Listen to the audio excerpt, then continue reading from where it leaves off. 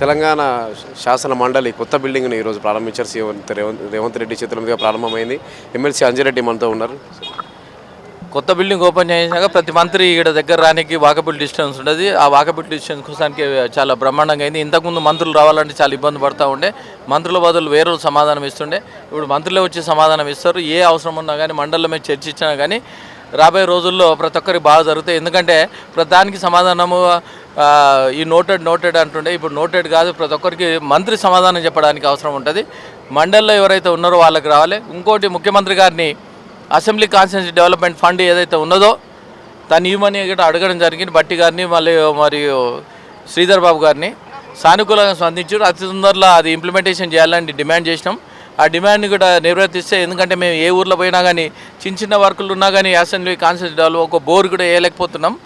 అది 100% చేయాలి, ఇంప్లిమెంటేషన్ చేయాలి. అదేవిధంగా ముఖేష్ గౌడ్ గారు కూడా ఇది పెద్దల సభ, ఇంకొక ₹1 కోటి ఎక్కువ ఇచ్చి 6 కోట్లు ఇస్తే బాగుంటుందని కూడా తెలియజేయడం జరిగింది.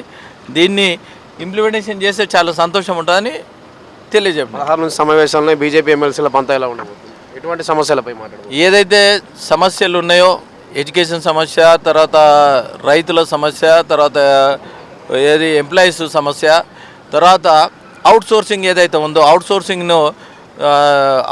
సమస్య ఏదైతే ఉందో ఏజెన్సీల మీద పెట్టి నడిపిస్తూ ఉన్నాం. దీన్ని కార్పొరేషన్ చేయాలని డిమాండ్ చేసినాం. అదేవిధంగా మల్టీపర్పస్ వర్కర్స్ ఏదైతే ఉందో 2011 ప్రకారం చేసారు, ఇప్పుడు 2026 అయిపోయింది. దీని ప్రకారం చేస్తే మల్టీపర్పస్ వర్కర్స్ శానిటేషన్ కోసానికి చాలా ఇబ్బందులు అవుతూ ఉన్నాయి.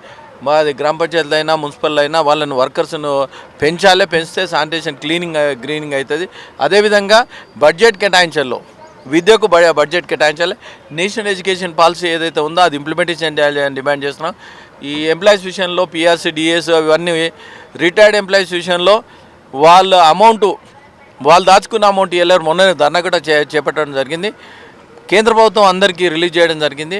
ఈ ప్రభుత్వం మీద నమ్మకం పోతూ ఉన్నది. నమ్మకం పోయిన తర్వాత ప్రతి ఒక్కరు కరప్షన్ ఎక్కువైపోతుంది. అందుకోసంకే చాలామంది ముందే 2 సంవత్సరాల ముందే వీళ్ళు రిటైర్మెంట్. గత ప్రభుత్వం బీఆర్ఎస్ ప్రభుత్వం ఏదైతే వీళ్ళు పెంచి అన్ఎంప్లాయ్మెంట్ను ఇబ్బంది పెట్టారు, ఎంప్లాయీస్ని కూడా ఇబ్బంది పెట్టారు. వీళ్ళకి అమౌంట్ రాకుండా చాలా ఇబ్బంది పెడతా ఉన్నారు. ఒకటే చిత్తశుద్ధితోని ఏదైతే ఉందో దాచుకున్న అమౌంట్ను వాళ్ళ హక్కుగా డబ్బులు రిలీజ్ చేయాలని కాంగ్రెస్ ప్రభుత్వాన్ని డిమాండ్ చేస్తూ ఉన్నాం.